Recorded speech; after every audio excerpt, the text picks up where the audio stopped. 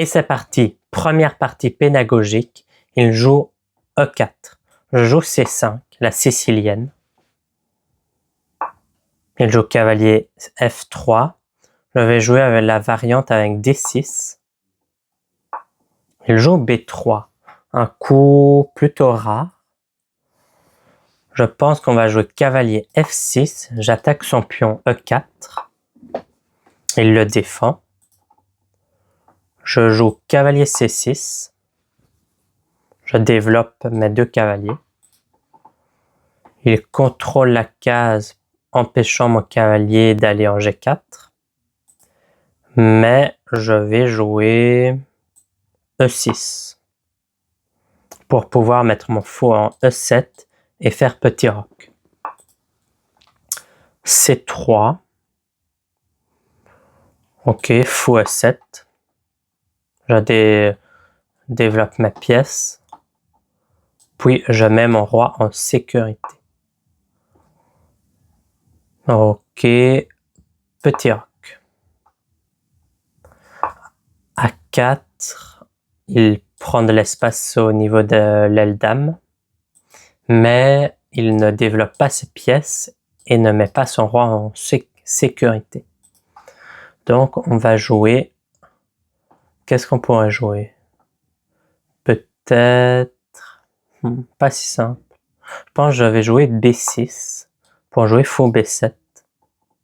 Et après, on verra comment je peux continuer. Ok, fou B7. Il joue cavalier en C4. Mais je pense que je peux pousser D5. D5. S'il prend, je prends, j'attaque son cavalier. Et si je pousse et qu'il pousse, je capture, il capture, je capture. Et il va recapturer et c'est égal. Donc D5. Et s'il vient là, bah, ce n'est pas très dangereux. Donc, ok. Il vient là. Peut-être échanger. Je pense, j'échange. Je capture. Et s'il recapture, bah, je gagne un pion. Ici. Voilà, ici j'ai gagné un pion. Ok, il a recapturé. On va capturer du cavalier pour attaquer son pion C3. Et ici, les dames sont en vis-à-vis. Elles peuvent s'échanger. On va voir s'il échange la dame. Ok, C4. Il m'empêche de capturer son pion. Ici, je vais jouer fou en F6 pour le mettre sur cette belle diagonale en attaquant son cavalier et sa tour derrière. Donc, il protège son cavalier. Mais, je ne sais pas si c'est suffisant. Si je prends, il reprend.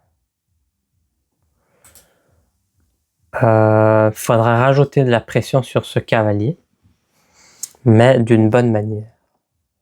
Et je ne sais pas trop. Je pense que je vais tranquillement échanger la dame. Il reprend. Et maintenant, eh ben, je vais jouer tour à D8. C'est une colonne ouverte. C'est une colonne ouverte. Et donc, il faut mettre les tours pour qu'elles aient une longue portée. Donc, fou E2. Peut-être qu'ici, je peux jouer cavalier en C3 pour attaquer sa tour et essayer de capturer son fou. Et en même temps, d'attaquer son pion en G2. Donc, c'est ce que je vais jouer. Cavalier C3. Ok. Ici, j'ai une bonne position. J'ai un pion en plus. Et ouais, très bien. Tout se passe comme prévu. Ok. Tour là. Il attaque mon cavalier. Du coup, je pense cavalier prend E2. Je prends son fou de case blanche. Il reprend. Et maintenant, j'ai toujours un pion en plus. Si j'échange les tours, il reprendra du cavalier. Si j'attaque sa tour, je pourrais juste aller là et attaquer mon fou. Mais peut-être prendre son pion ici en G2. Mais peut-être qu'il aurait tour G1 et une contre-attaque sur mon roi. Je pense qu'on va choisir la simplicité et échanger ici une première fois pour pouvoir échanger les tours et qu'ils doivent reprendre du roi. Voilà, il a repris du roi. Et maintenant, on joue tour D8 échec. On prend la colonne ouverte sur échec et on va essayer de s'infiltrer dans son camp. Donc, roi E3. Ma tour ne peut pas s'infiltrer. Donc, on va commencer par F6. Je repousse son fou. Et on va essayer de rentrer dans son camp et manger tous ses petits pions.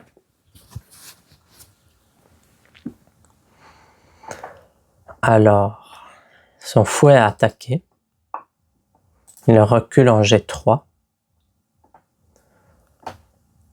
Et je pense qu'ici, je vais capturer son pion en G2. Ouais, c'est ça. Je capture son pion en G2. Voilà. Il attaque mon fou. Mais je prends un troisième pion en H3. Ok. Ici, il menace de capturer le pion F6 parce que mon pion en G7 est cloué. Il faut faire attention. Peut-être G5. Mais G5, je menace pas vraiment son fou. Mais je pense G5. G5. L'idée est de jouer roi F7 et après d'attaquer son fou. Mais il part.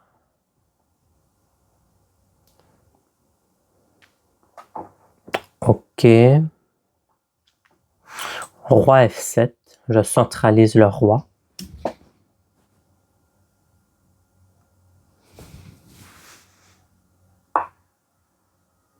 Ok, il attaque ma tour.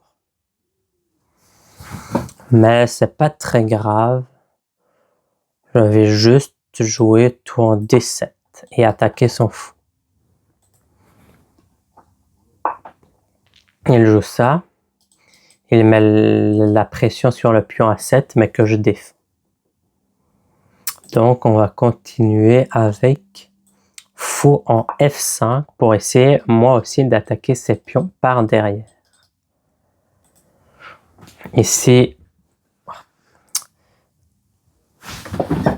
je suis très bien avec 3 pions en plus. Et peut-être venir ici en faire échec et capturer son pion B3. Et après, il faut faire attention.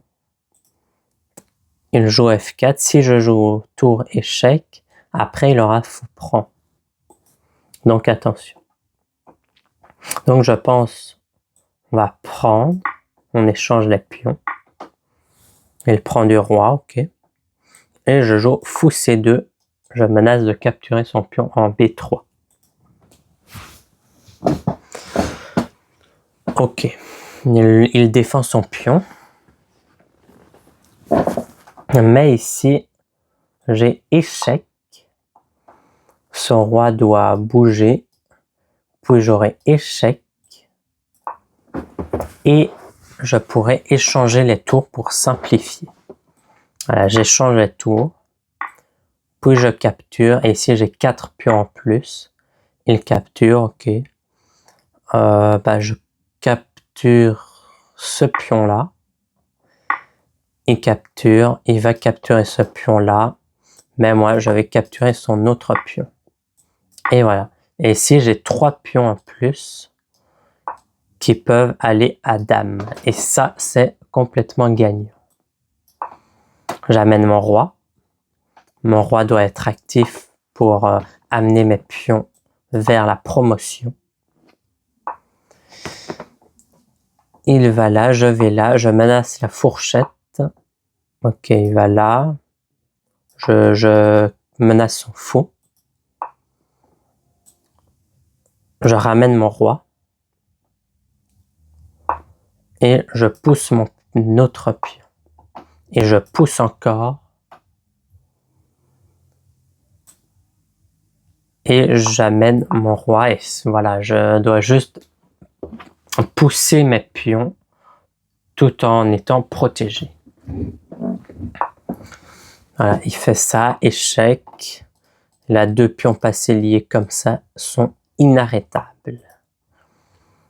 Donc, il va là, je fais échec, je vais faire dame au prochain coup, à part s'il sacrifie, voilà, c'est ce qu'il fait. Donc, je prends, il prend, je vais là, il va là, je vais là, et maintenant, on peut pousser le pion. Je pousse. Je fais ça.